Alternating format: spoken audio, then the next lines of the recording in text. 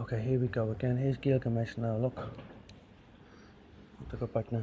He's a flesh-eating giant 354 form, and there he is, the Sphinx. That's where he made the Sphinx, beside the Gil. Look at him. Now he's a paedophile, a rapist, a man-eater. He's the abomination that maketh desolation. Look. He's worshipped by the Dan tribe. And there's, look. There's the Sumerian gods. There's the Leas that's sitting on top of the that's the pyramids.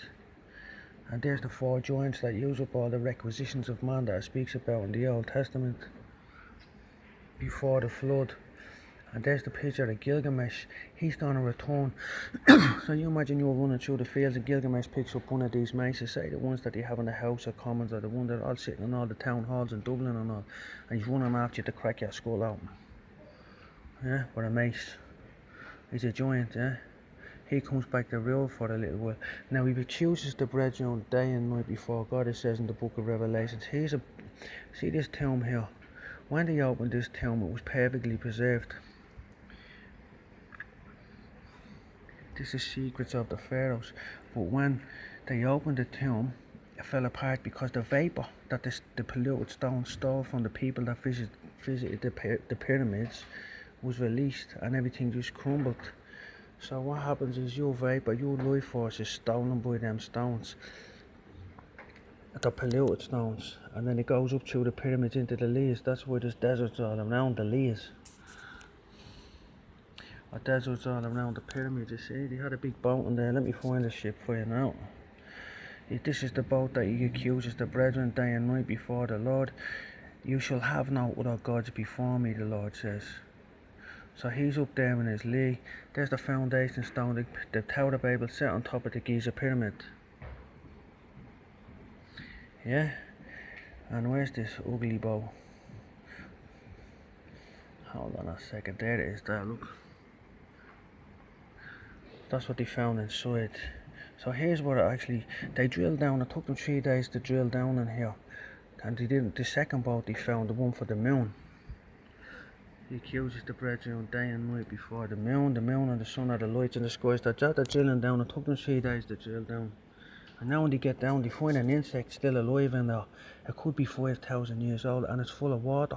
But if you look around, there's no water in the desert. So where did this water come from? It's the vapor that is stole from the people. So when Moses lived for 400 years, the people that worked for the Pharaoh, the stonemasons, the slave masons, they only lived for 33, because being around those stones was stealing the life force. They're a parasite, was stealing the water, the vapor. There is a drought upon the water of Babylon, it says. So hold on a second. I'll show you these water and I'll show you this insect. Here you are, there's all the scientists. They haven't got a Danny LaRue wash going on, if you know what I'm saying. But they do now. So they found a load of these people, these baldy fellas, men of Moab, in the Mojave Desert, or Area 51 they call it. Why do you think they found them? Because after World War II, when all the churches and all were destroyed, they lost power and they lost energy, so they crashed to the earth, and that's where they got the technology. He said he will overpower the saints. So apparently they fly in straight lines along something called some sort of a power grid to overpower the saints, it says in the book of Daniel. But when the churches and all were destroyed, the system was breaking down, so they had to let go of a few headerboards, and that was them, and that's how they got the technology. And now they're in contact with these things they call greys, but they're actually the men of Moab in the Bible. Now look, that's perfectly preserved in there. They didn't let the air out. But watch the insect crawling around. There it is, there, looks there. See? Perfectly preserved, you know. And there's water seeping in through the roof. So that's the secrets of the Pharaoh, National Geographic. So what we move on to next, we move on to what is your life of missed at the period in time. Hold on, let me pause this. So here we have Callahan the Just, Athelstan, Arthur the Khan from Camelot Castle, Athelstan or Alexander the Great. Possibly King David, for it says in Psalm 61, the Lord will prolong the life of the king even unto many generations. And then it also says, if you obey the Lord, the years of my people will be as many as the trees. Trees live for thousands of years, but they've chopped all the trees down, so you only think trees live for a little while. They're the orcs. They call them the Tuat the Danann. Evil shades everywhere. So here we have genealogists believe the name Callahan is derived from strife. It means light to the Gentiles, call Khan, Count call it backwards. This is certainly appropriate of King Callahan, who in the heat of his youth led his warriors, the Vikings, the High King's men, to ravage County Meath and Waterford, not even hesitating before plundering the monastic settlements in Clonskea. It was he who defeated Sinned, the father of Brian Boru, who was to drive the Norsemen and give his name to the O'Briens. Now, what Callahan done was he burnt down the monasteries because they were polluted stones. He wanted his people to live. He was Callahan the Just. He was the tribe of Benjamin the Wolf. The wolf. Also in Nordic lore it says that the big wolf bends something will destroy Thor and all. These are the gods that live in the Leas. These are the pantheon of Zeus's gods, fallen angels. Now here we have, there was a war in heaven. Now this is in the future. Michael the Archangel hasn't had a war with Satan yet because he's still accusing God. Michael and his angels fought against the dragon. And the dragon fought against his angels and prevailed not. Neither was their place found any more in heaven. And the great dragon was cast out, that old serpent called the devil Satan, which deceiveth the whole world. Now it didn't just deceive the Christians, he deceived the Muslims, he deceived the Hindus, he deceived the Sikhs. They're getting brought back, thank God for that. And he deceived the Jews. They're all deceived. So here we go. He has to get his ass whooped. So we had, thou shalt have no other gods before me. Thou shalt not make any image to any graven gods, the likeness of anything in or that is in heaven above. Thou shalt have no other gods before me, said the Lord. So he accuses the brethren before God day and night. So if you want to know what that all means, you have to look at the book of Enoch and the book of Jubilees to get a better picture. We don't actually live in a globe.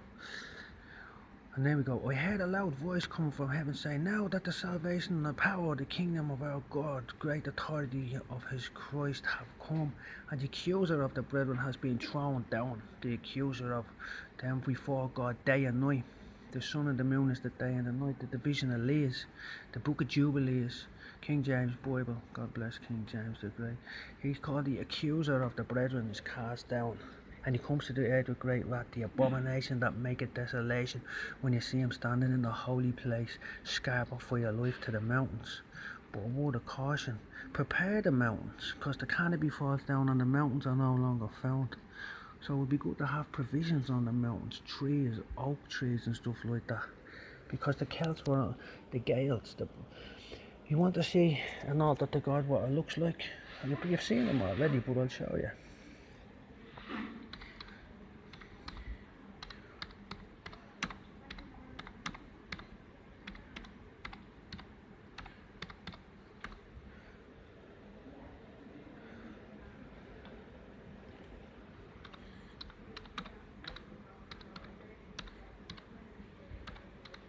They won't show it, look, they're hiding it. There we go. There's an altar to God built by the tribe of Benjamin. No tool lift upon them, you see. They're Hebrew altars, you should pray inside them. That's where Jesus would have prayed. Inside there. God doesn't require any burnt offerings. He requires a circumcised heart. Open your heart to the Lord. These are all Hebrew monuments. That person has one in the garden. And you didn't even know what they are. Now they're not polluted because there's no tool being lifted upon them. The oil of Elijah. Hold on, I'll find it. The oils of Elijah.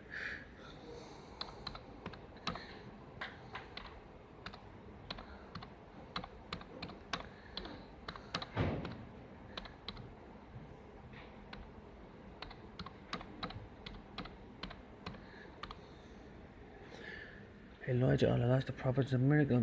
You see, they don't really want to show, but basically what it says, the oils of Elijah, the blue and purple, the blue is the Garda and the purple is the Jesuit generals, the ones that build all the stone, the churches and all that.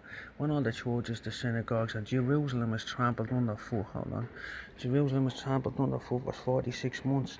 I suspect that's just because they want the new Jerusalem to land. Hold on, I'll put a plan. Planet X. I could be wrong here now, I'm hypothesizing here. Planet X.